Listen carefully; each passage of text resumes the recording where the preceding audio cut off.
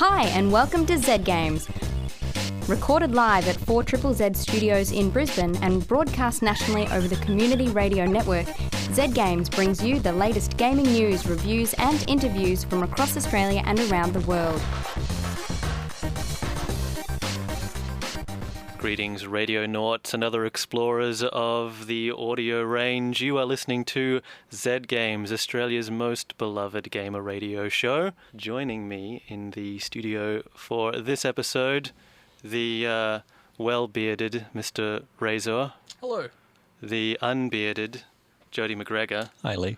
Our special surprise guest, Cameron Davis. G'day. How you going? All right, my beard's going well too. Yes, it's, yeah.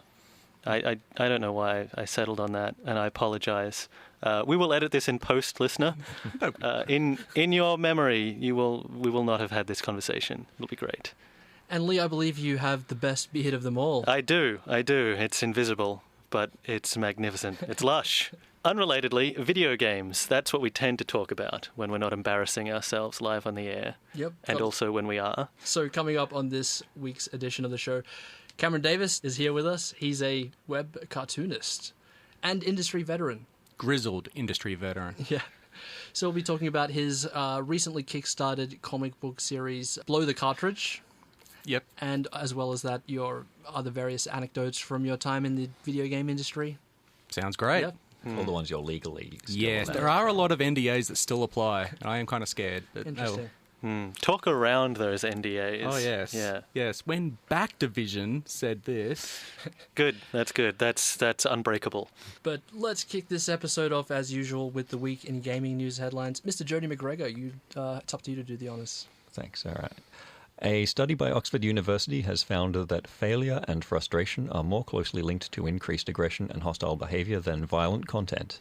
Researchers came to the conclusion that repeated failure and difficult gameplay that tested the competencies of a player were linked to aggressive behavior, whether the game was violent in nature or not. The study is the first to focus on players' psychological experience with games instead of solely on the subject matter or content. We were discussing this earlier, and the conclusion that we reached was a duh. So they just discovered Rage Quit. Yeah. They spent ages discovering that. Okay. Yes. Yeah. It's funny that no one ever really thought about, the personal experience that the players have when it comes to, linking games to violent behavior. They just looked at, this game's got guns in it, so therefore the players just must be thinking about killing, and that's what causes the violent thoughts. But generally, if you are in a video game and successfully killing things, you're doing well. That's cathartic. It's when you're not, when you're failing to kill things, that's when you start getting frustrated, So clearly we could have reached these conclusions years before they did. Yeah, it's when you don't get the line block in Tetris, that's when you want to kill someone. Oh, God, yeah. An engineer at Stanford University has modified an Xbox 360 controller to allow it to measure a person's heart rate, blood flow, and breath rate. No games or programs exist to take advantage of the data, but theoretically, a game could alter itself in response to the level of excitement demonstrated by a player. So there's the solution to the former problem, then. Mm-hmm. The video game can determine when you are getting, angry and frustrated by your repeated failure, and can widen the distance between those pipes so the bird can fly free. Yeah, lower the difficulty level and order you a pizza. Yeah, yes, and also text all of your loved ones and tell them to stay away. A major Xbox One security flaw has been discovered by a 5-year-old boy. Christopher von Hassel was able to circumvent the password on his father's Xbox account by incorrectly inputting the password and then pressing the space button numerous times at the password verification screen. After Christopher's father reported the bug to Microsoft, the boy was rewarded with a year of free Xbox Live, 4 games, and $50 credit. Microsoft engineers have since fixed the issue.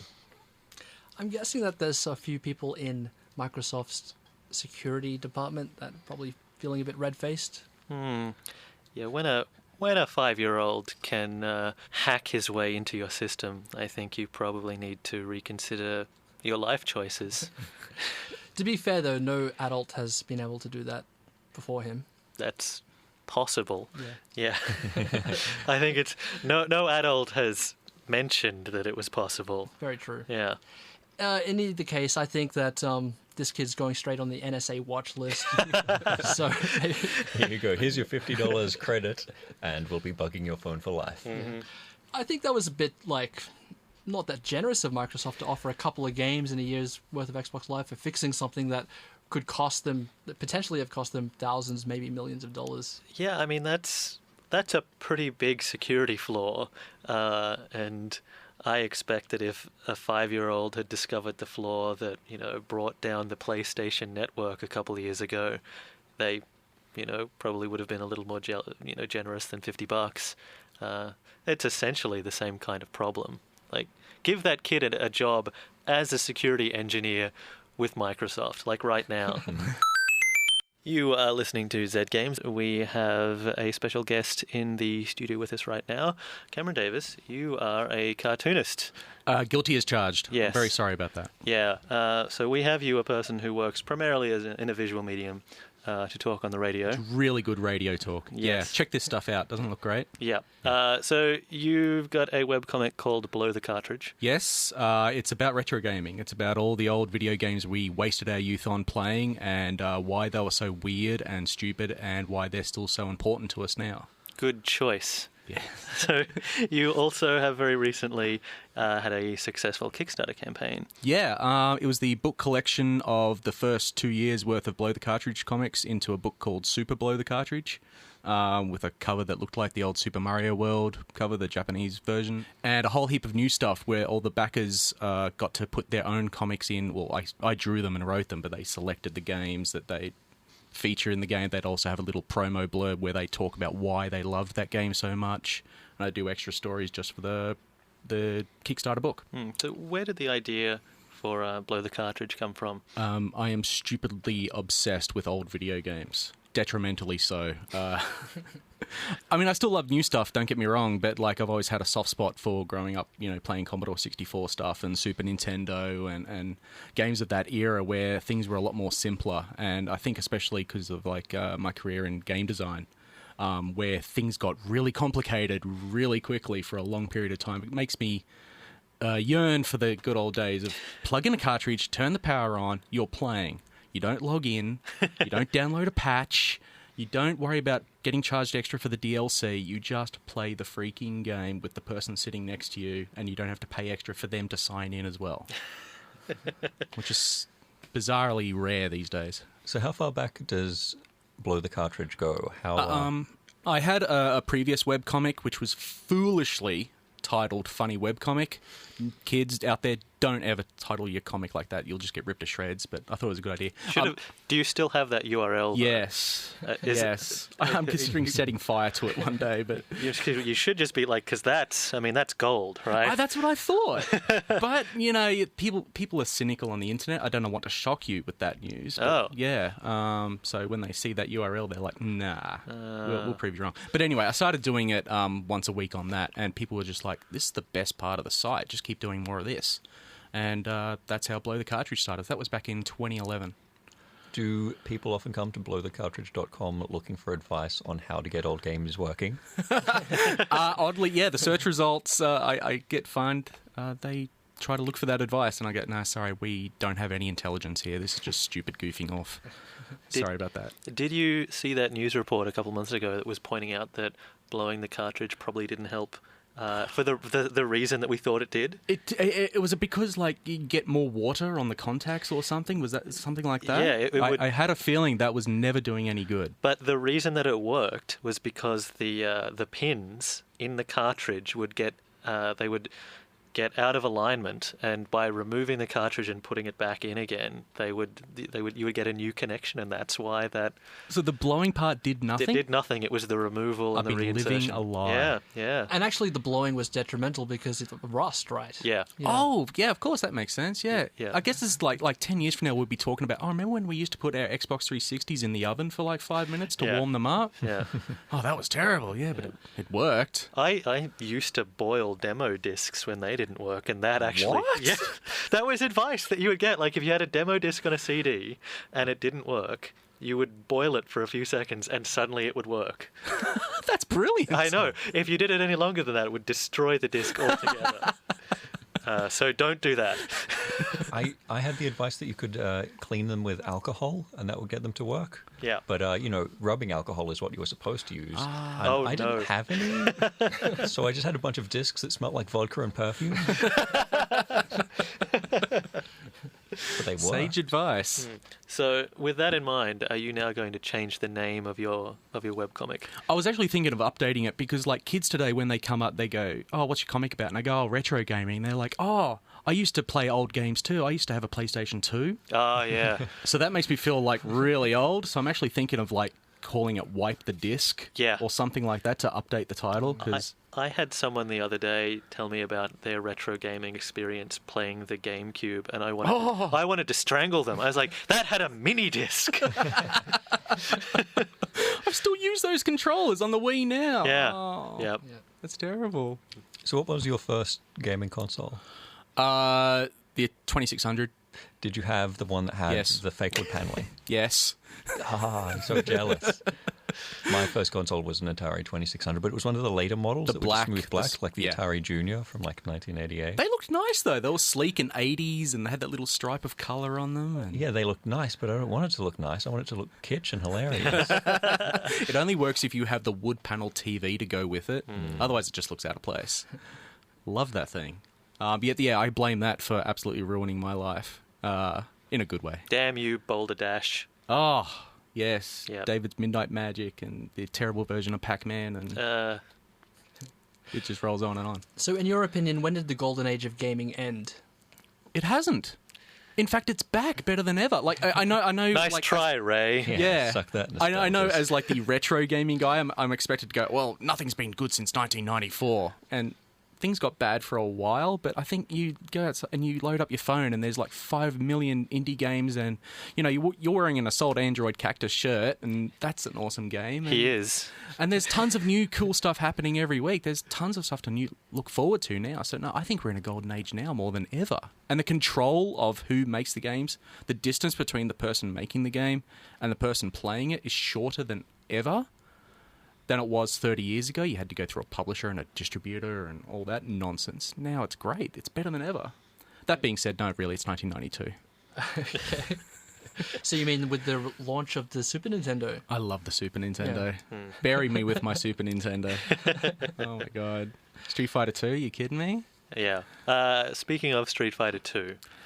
Yes, I have a long sordid history with that game. Yeah, I was hoping that you would actually extrapolate on the story of you purchasing your copy of Street Fighter 2. The first time? Yeah. Yeah, they get worse every time. Okay, so the short version is that Street Fighter 2 for the Super Nintendo came out. It was $130 in Australian dollars back then, which is a stupid lot of money. It was madness. So when you take into account inflation, that's like 170 or something. Yeah, it was Yeah. ridiculous, but there was no place to import really. I mean, like sometimes you knew a shady guy who knew a shady guy. You imported stuff from Hong Kong, but generally it's not as easy as it is now. Yep. So I was like, okay, I don't have $170 because basically all I do is sit at home and play video games. I do nothing with my life to bring in money.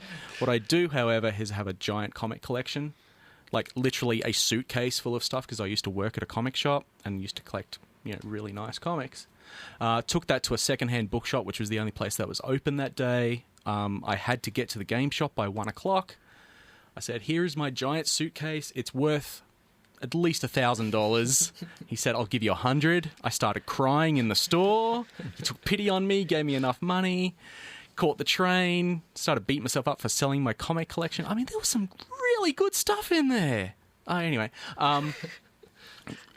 fall asleep on the bus, get into the city, realize I'm on the other end of the city and I've got 10 minutes left to get to the Maya Center. Run towards the Maya Center, get hit by a truck. I think I broke my leg. Running up the shop, the staircase to get up to Mr. Toys in the Maya Center, and the security guard chased me, slammed my head into the table as soon as I get there because he thinks I'm stealing stuff because the truck driver is running behind me, chasing me, asked me to stop. Wow. Wake up like half an hour later, and they're like, yeah, you're banned from here. I said, can I have my Street Fighter, please? All right, get out of here. And I still regret selling all my comics, but Street Fighter 2 on the Super Nintendo was awesome. So that day ended with you in possession of a copy of Street Fighter 2. And that's all that mattered. Yeah. I was the happiest boy in the world for like 6 months straight because I was the only person in my town who knew how to do a fireball. Oh, wow. Yeah. Back then, that was like privileged information. You didn't tell anyone how you knew how to do that. I could only do it if I was on the left, though. I didn't know. I see. It was the Dragon Punch that was the real goal. Oh, yeah, no, I knew a guy who said he could do it, but I never saw it. The only time I ever did a Dragon Punch was when I was trying to do a fireball. And then you're just like, yeah, I meant that. Did it mid-air, completely away from the other guy. Totally. Yeah. Yes. Okay, we're talking to Cameron Davis, web cartoonist. When we return, I will talk to him some more. You're listening to Z Games. We are still talking to Cameron Davis, webcomic creator of Blow the Cartridge, about your most recent venture, the book version, Super Blow the Cartridge. Super Blow the Cartridge, 120 pages of retro gaming goodness. Yes. It's good for what ails you. How can people acquire a copy of Super Blow the Cartridge? They can do two things. One, they can travel back in time 6 months and get in on the Kickstarter. Right.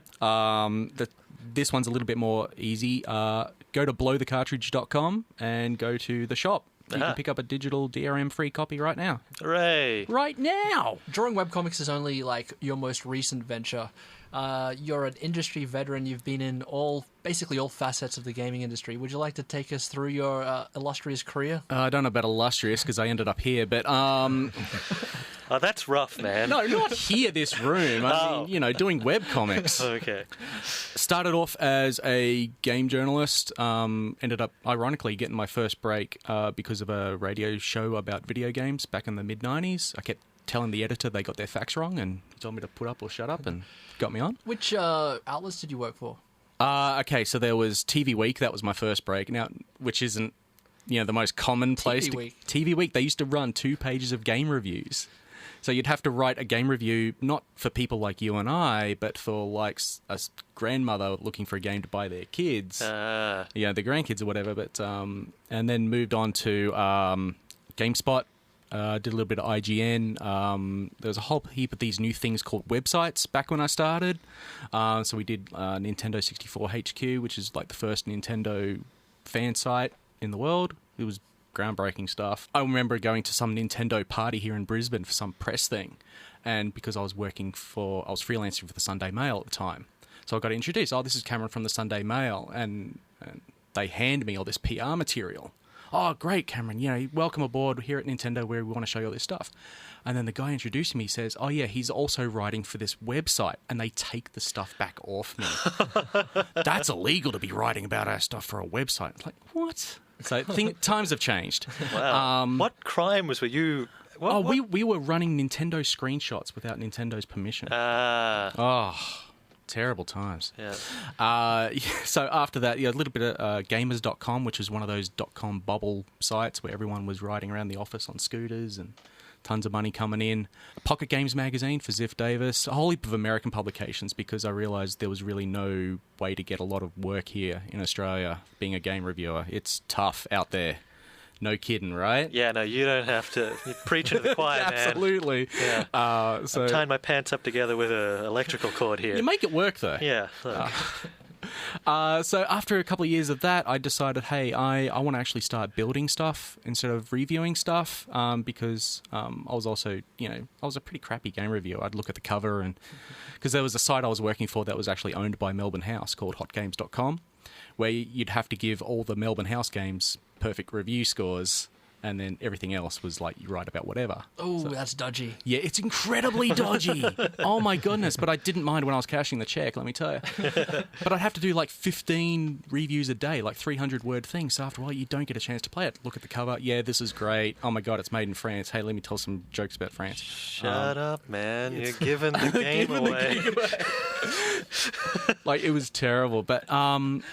And thankfully, the guys at Chrome Studios across the road from here were kind enough to let me in, and I worked my way out from QA to lead designer to, I stayed on lead designer until pretty much my career there. What games did you end up working at Chrome? I did the Game Boy Advance versions of Ty the Tasmanian Tiger 2 and 3. So that was us in a small room, and when I say us, most of the room was Half Brick Studios before they were Half Brick Studios. This is back when they were just, starting out. The Legend of Spyro, the A New Beginning and the Eternal Night, which is the big reboot of Spyro. That was fun. Viva Pinata, Party Animals. The Legend of the Guardians, the Owls of Ga'Hoole, and no one knows that game. It's the movie adaptation of the Zack Snyder film about talking owls that no one saw. And Happy Feet 2, and also Game Room for Microsoft. So what's better work, do you think? Writing about games, making games, or trying to sell games? I think making games is better in the long run, but during the 2 years while you're making it, it's just terrible at times. Like, there are just days where you just go, I could have just become a doctor. I could have been a used car salesman. What a ringing endorsement for game design. But that being said, once the game is out and you see it on the shelf, and it just warms your heart to see some kid pick it up, look at it, and go, oh yeah, I'll wait till it's in, $10 cheaper and put it back on the shelf. Oh, it just warms your heart. It's beautiful. It's that talking owl game, the adaptation. Yes. I don't know what we were thinking. We had like a 10-minute pitch session with Zack Snyder, and he was just looking down doing notes, because I think he was also working on Watchmen at the same time, and he looks up, yeah, it looks great, and just sits back down. And then we talk for a couple of minutes, and we end up talking about Gears of War, how much he loves Gears of War. Is that why you had that reloading mechanism? That's pretty much in the owl game. Yeah, okay. Yeah. I'm not even sure he's actually ended up playing it. I'm sure a box of copies arrived at his mansion one day. What's this? I'll just put it with the rest of the merchandise. But that's fine. Now, we asked you what happened the first time you tried to buy Street Fighter 2. It ended with you nearly in hospital. Yeah. Did you actually go to hospital? No, because I'm a man. Okay. I make foolish decisions. Okay. And it was very traumatic, but then you also hinted that there was a second time that you tried to purchase it. Okay, so a year later, Street Fighter 2 Turbo comes out for the Super Nintendo. Now, it has all the new innovations in the Street Fighter genre, like different colours for the costumes. Yeah. And that's pretty much it. Oh, no, you could be the bosses. You be the bosses as well. Yeah. You can be the bosses. Also, Chun-Li has a fireball now. Oh, yes. Yeah. Yes, doesn't go all the way across the screen. No, very important strategy. So I was like, okay, I had to have this. And somehow I was able to manage to scrounge up the $130 needed for that, so that wasn't a problem. So we go to the toy shop, buy it. I don't know why we were buying games at toy shops, but that was our only option when you're out in the suburbs. And we go, hey, let's buy water pistols. It's like 8 o'clock at night. Let's buy water pistols and run around and play water pistols on their way home to play Street Fighter. This can only end badly. Yeah, well, so we go to the local high school, and we're like running around with water pistols, shooting each other. And all of a sudden we hear these people running towards us, yelling at us. So we just bolt. All of a sudden I hear this pop, this bang, and then, police, stop! I'm like, oh, thank God, it's the police. I was worried there for a second. Get halfway through that sentence before the police tackle me, put me down on the ground, going, what the hell are you guys doing? Because, they think I'm aiming guns at them with the water pistols. I'm like, no, I'm just going home to play Super Nintendo because I am basically a man-child. And then they ask us if we're just, a homosexual couple in the middle of a school playing around with each other. And then I just go, wait a second, you're not allowed to ask me that? Wait a second, did you shoot at me? And then they let us go. And that was, I don't want to get shot the next time I play Street Fighter. Okay, that got dark real quick. Didn't it just? But the important thing is I was able to make a comic about it 20 years later. Yeah. Wow, okay. Dying for your art, man.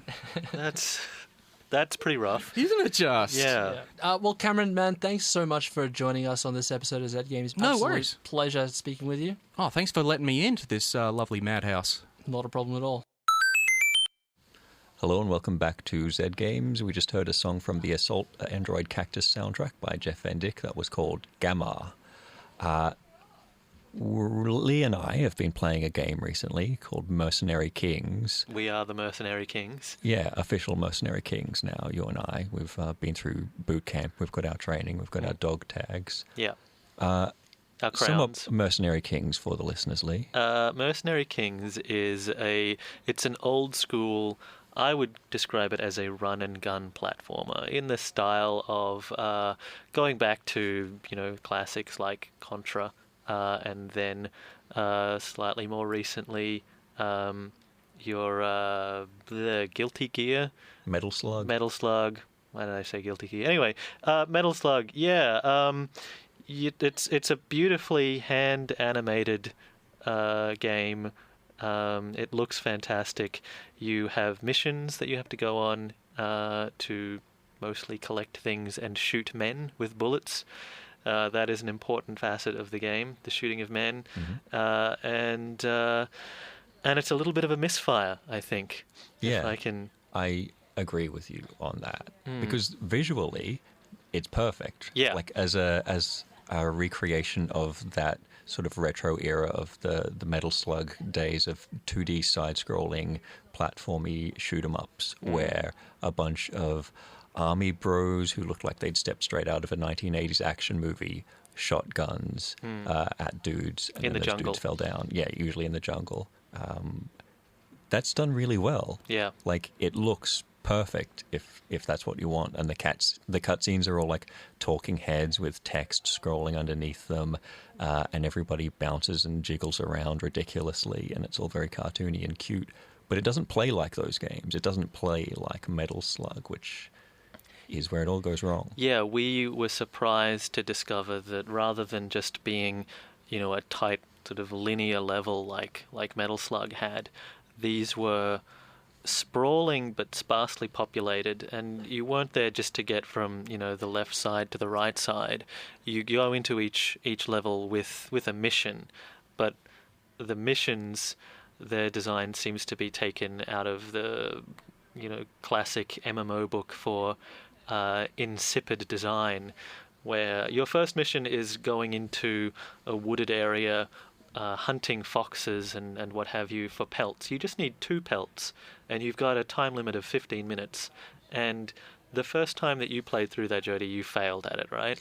Yeah, there's nothing in that level that can actually harm you. It's just foxes and bunnies and capybaras, and all they do is run away when you're running around shooting at them.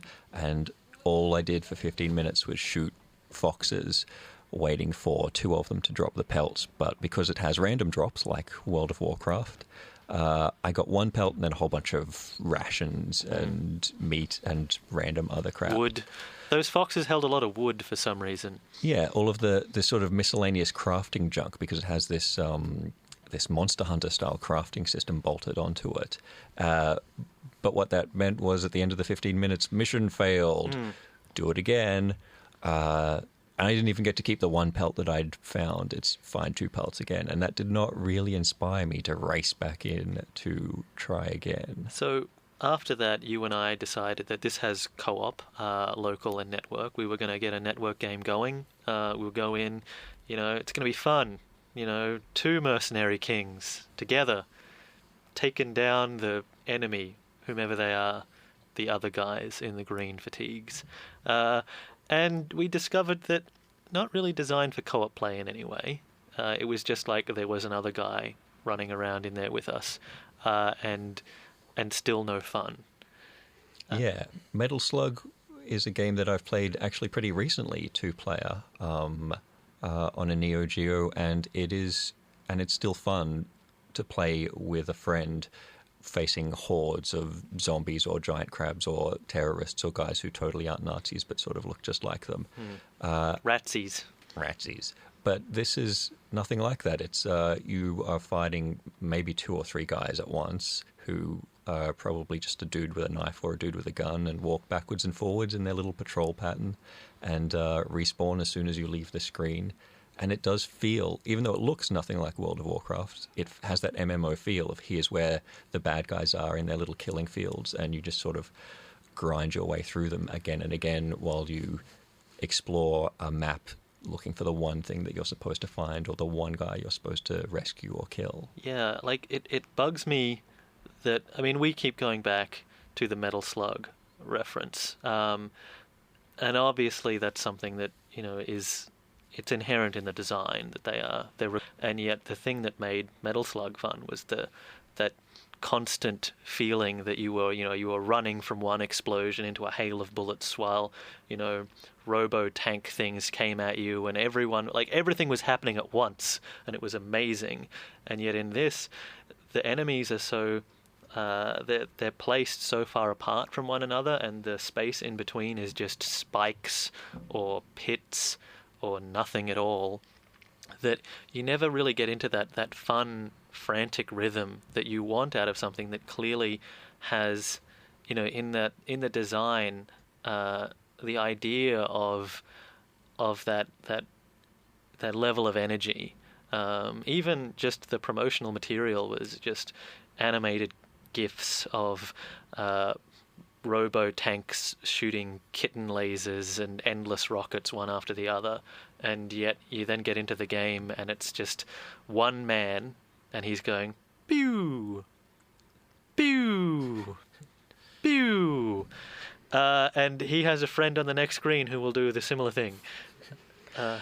I picked it up on the PS4 because it's this month's free game for the PSN, so I only put about an hour into it, but my first impression was pretty bad because when you jump, there's an ever so small but definitely noticeable delay where your character kind of crouches and then jumps, and there's not that immediate jump that you expect from a platformer, and that really annoyed me at the very start of my playtime with the game. There is a lot of this game you will spend just sort of jumping over pits, circling around huge maps, looking for whatever your mission objective is, and then it reuses those maps. Yeah. So by the third mission I'd tried, it was sending me back to the same map I'd been on for an earlier mission, where all of the bad guys were in the same places, and just this time, instead of rescuing 8 hostages, I was shooting 8 snipers. And it does that a lot. It feels very padded, like you were saying about how spread out the enemies are. That gives you a feeling of padding. And then the fact that you're doing very similar things in the same places also makes it feel like they've just wedged a lot of fabric that doesn't need to be there into this game. Yeah. 100 missions is more than it needs. Yeah. And more that the handful of maps it has can really support. I feel like if they had decided, instead of making 100 missions, to make 10 good missions, we would be saying such great things about this game right now. Because just if they had compressed all of that stuff down into a single mission where you just shot a bunch of dudes and got to play that with your other mercenary king friend, what a fantastic game. Sign me up for that alternate world where that exists. Whereas, what we found, you and I are playing together and we were rarely on the same screen just because we could not find one another.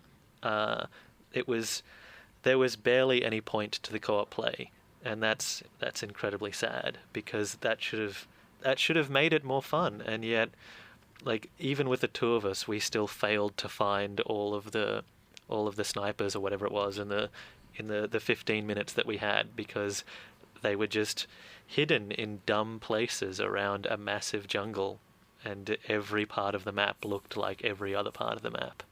Yeah, and because the enemies respawn as soon as you turn your back on them, there's no way of telling where you've been. Yeah. And because the maps repeat so much, you do sort of get into that zone of forgetting, did I explore this bit this time, or was that the last time I was here?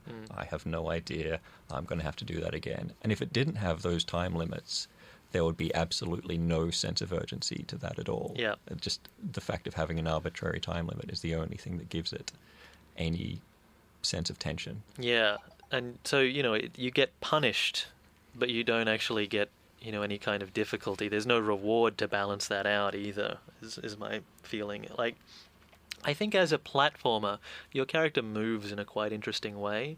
I think that as a shooter, again, that all actually works. Like, when you have to shoot another guy, it's pretty fun. I think they've wedged a Gears of War reload mechanic into it that doesn't quite fit with the timing.